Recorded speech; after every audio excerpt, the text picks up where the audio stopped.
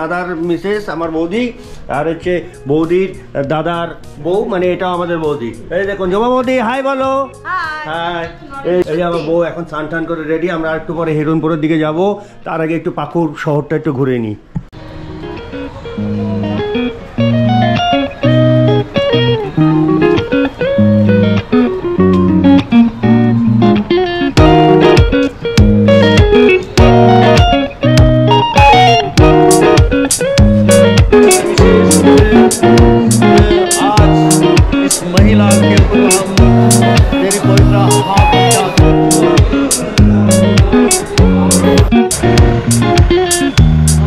এই দোকানের রসমালাই বিখ্যাত শুনেছি, তা আমরা একটু নেওয়ার চেষ্টা করলাম, স্বাদ গ্রহণ করার চেষ্টা করলাম।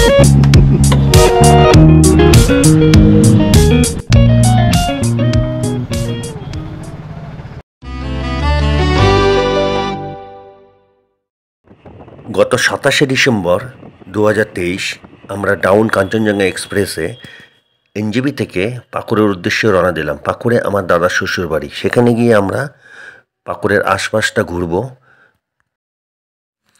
পাকুড় ঝাড়খণ্ডের একটি জেলা শহর এবং জেলার নামও পাকুড়, ডিস্ট্রিক্ট টাউন পাকুড়। সেখানে পৌঁছে আমরা হিরণপুর ঘুরব এবং ধুলিয়ান গঙ্গা ঘুরব। ট্রেন চলতে চলতে হঠাৎ কেউ একটা চেন টেনে দিল, বোধহয় ট্রেনের কোনো যান্ত্রিক গোলযোগ হবে। এরই ফাঁকে ট্রেনটি দাঁড়িয়ে গেল একটি আনারস ক্ষেতের পাশে।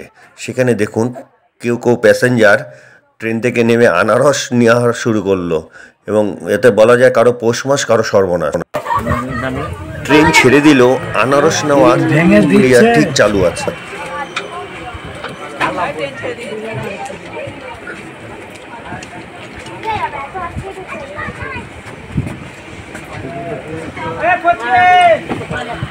ইতিমধ্যে ট্রেন ফারাক্কা ব্যারেজ পার হচ্ছে, তার কিছু ছবি ফ্রেম বন্দি করলাম।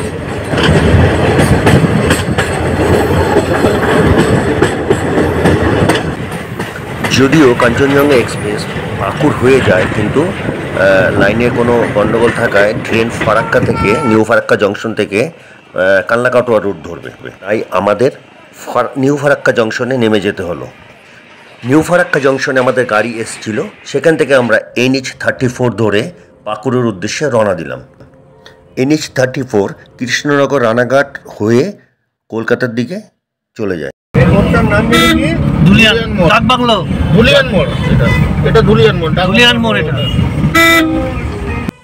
নিউ ফারাক্কা জংশন থেকে পাকুড় সময় লাগে 45 মিনিটের মতো গাড়িতে।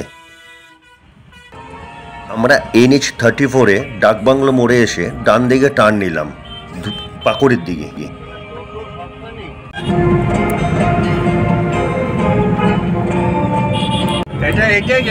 গঙ্গা ক্যানেলটা, এটা গঙ্গার যে ক্যানেলটা, এইটাই হচ্ছে বহরমপুর। আমার মিসেস সুযোগ পেলেই জিয়াগঞ্জ আর আজিমগঞ্জ বলতে থাকে, মানেটা বুঝে নিন। অস্তমিত সূর্যের এই দৃশ্যটি ভোলার নয়। দেখতে দেখতে আমরা পৌঁছে গেলাম পাকুড়ে আমার দাদার শ্বশুর বাড়িতে।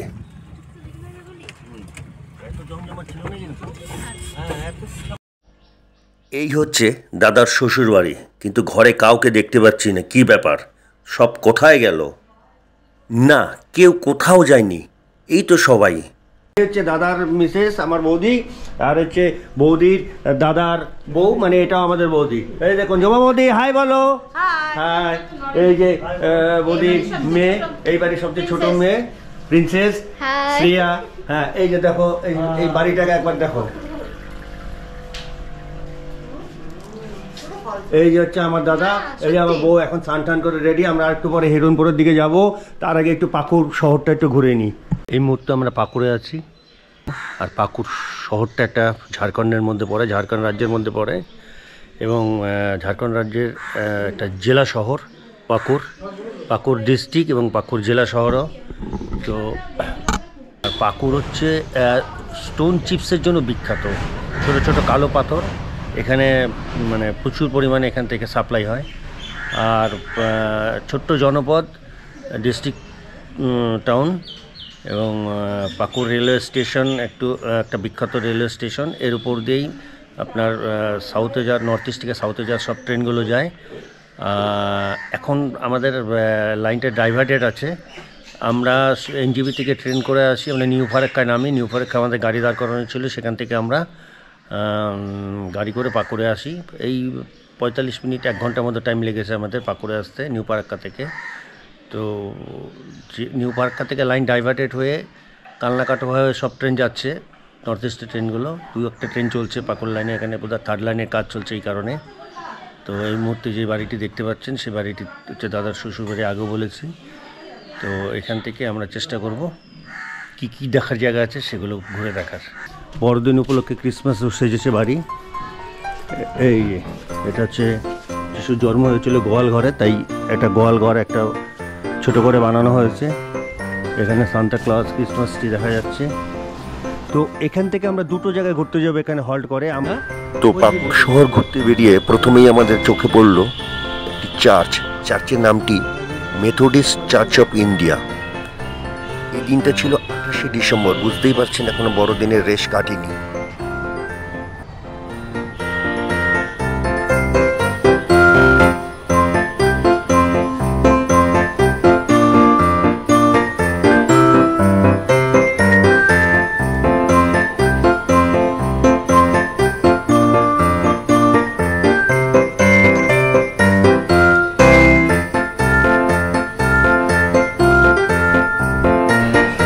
চার্চের ভিতরে ঢুকেই আমরা একটু অবাক হয়ে গেছিলাম, দেখলাম প্রচুর লোকজন আছে।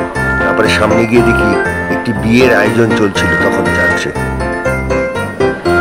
চলুন আমরাও এই বিয়ের সাক্ষী হই।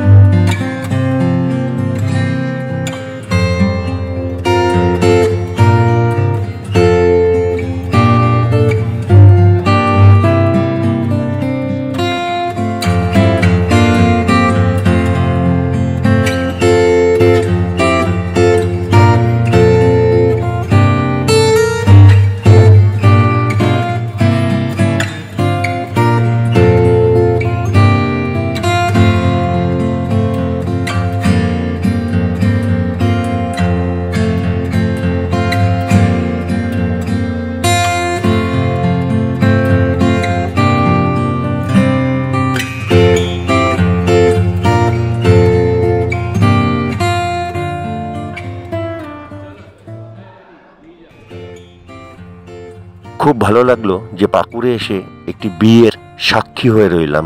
নবদম্পতিকে খুব আশীর্বাদ করি, তাদের বিবাহিত জীবন খুব সুখে ও শান্তিতে কাটুক। এবার চলুন একটু চার্চ ক্যাম্পাসটা ঘুরে দেখি।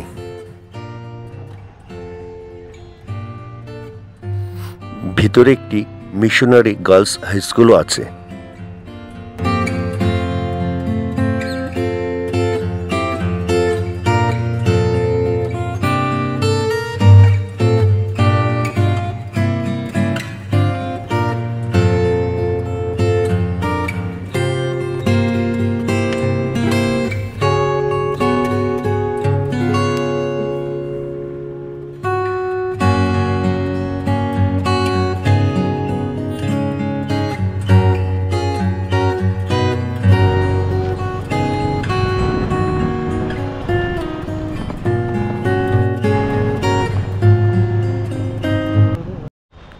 চার্চ দেখা হয়ে গেল, এবার আমরা একটু পাকুড় শহরটা ঘুরি। যে রাস্তাটা দিয়ে যাচ্ছি এটাকে বলা হয় পাকুড় ধুলিয়ান রোড। আমরা এখন পাকুড় স্টেশনের দিকে যাচ্ছি। পাকুড় শহরকে এই রেল লাইনটি দুভাগ করেছে, একটা পশ্চিম দিক একটা পূর্ব দিক। আমরা এখন পূর্ব দিক থেকে পশ্চিম দিকে যাচ্ছি।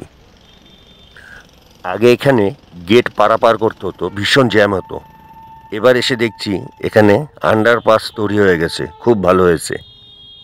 আমি শুনেছি পাকুড় নাকি হাওড়া ডিভিশনের সবচেয়ে রোজগারের স্টেশন। পাকুড় স্টেশন দেখা যাচ্ছে, ওভারব্রিজ দেখা যাচ্ছে পাকুড় স্টেশনের পাশ দিয়ে আমরা বেরিয়ে যাচ্ছি।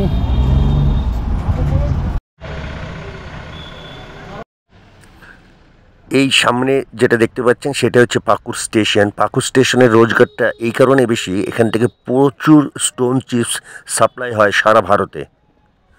পাকুড় হচ্ছে রামপুরহাট, সাঁইথিয়া, বোলপুর, বর্ধমান এই লাইনের মধ্যে পড়ে, অর্থাৎ বর্ধমান থেকে হয় শিয়ালদা নয় হাওড়ার দিকে চলে যায়।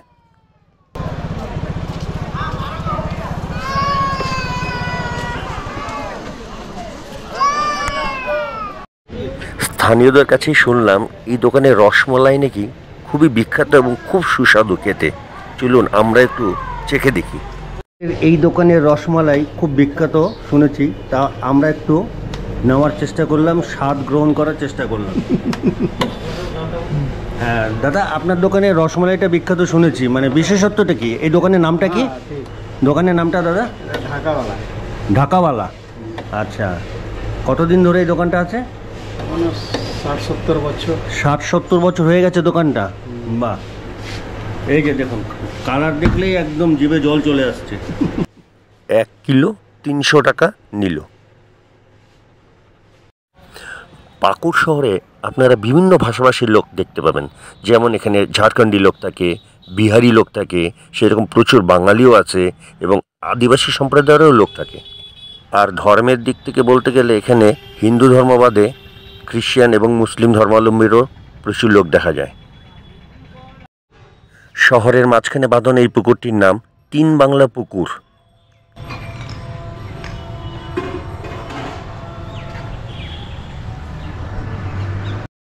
শহরের পশ্চিম দিকে যেতে যেতে আমরা পৌঁছে গেলাম আম্বেদকর চকে। এটি একটি জনপ্রিয় চক এবং খুব ব্যস্ততম চক।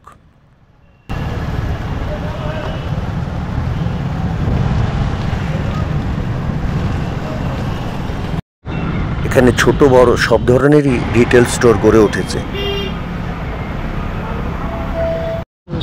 পাকুড় শহরের আয়তন মোটামুটি 11 স্কোয়ার কিলোমিটারের মতো এবং জনসংখ্যা 2011 সেন্সেক্স অনুযায়ী 45,000। এই শহরের পিন 816107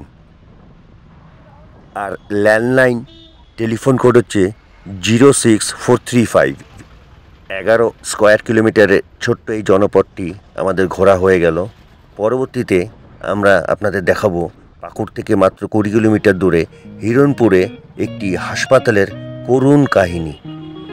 অবশ্যই দেখবেন, সঙ্গে থাকবেন। সবাইকে অনেক অনেক ধন্যবাদ এই ভিডিওটি দেখার জন্য।